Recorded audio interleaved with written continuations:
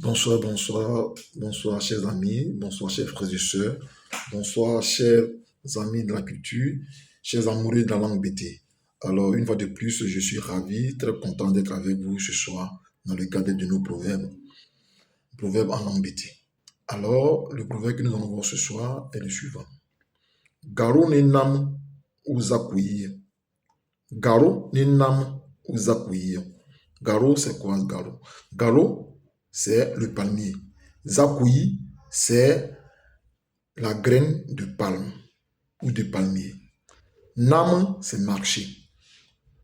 Quand on dit donc, garo ne nam ou zakoui, c'est-à-dire, si le palmier ne marche pas, c'est à cause de sa graine. Vous voyez bien que le palmier, il est figé. Il ne peut pas marcher. Il peut pas se déplacer. C'est une image, vous voyez bien. Donc, garo ne nam ou zakoui, si le palmier ne marche pas, c'est à cause de sa graine. Qu'est-ce que cela sous-entend?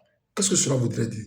Cela voudrait dire simplement que si nous les hommes, les êtres vivants, si nous ne nous déplaçons pas, si nous pensons que nous sommes des personnes arrivées, nous sommes suffisamment aguerris, nous sommes véritablement à l'abri de quoi que ce soit, mais pensons à nos enfants, pensons à notre progéniture.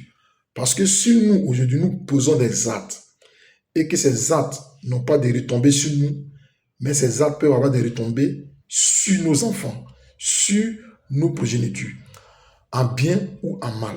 Donc ici, ce proverbe est un proverbe qui attire notre attention. Attire notre attention sur nos actes que nous posons et de faire beaucoup attention à ce que nous faisons. Car si ces actes que nous posons sont des actes qui sont bien, il n'y a pas de problème. Mais si les actes que nous posons ne sont pas des bons actes, ces actes encore peuvent avoir un impact négatif sur nos enfants. C'est pour cette raison qu'en PIBT, quand on dit Garo nenamo uzakuyi, c'est une manière d'attirer notre attention pour dire d'être enclin à faire du bien et non à faire le mal. De faire très attention à ce que nous faisons. Donc voici un peu, chers parents, chers amis, chers amoureux de la langue BT, un autre proverbe très enrichissant, un proverbe véritablement qui peut compléter encore nos expressions en langue BT, nos expressions et nos proverbes. Donc, c'est pour que chacun de nous, un temps soit peu, puisse faire beaucoup attention à ce que nous faisons, à ce que nous posons comme acte.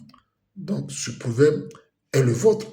Vous pouvez l'utiliser aussi dans les échanges, dans les discussions, mais à bon escient.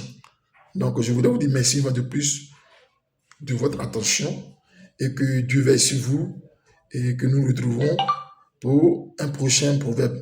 Merci à vous. Bonne soirée.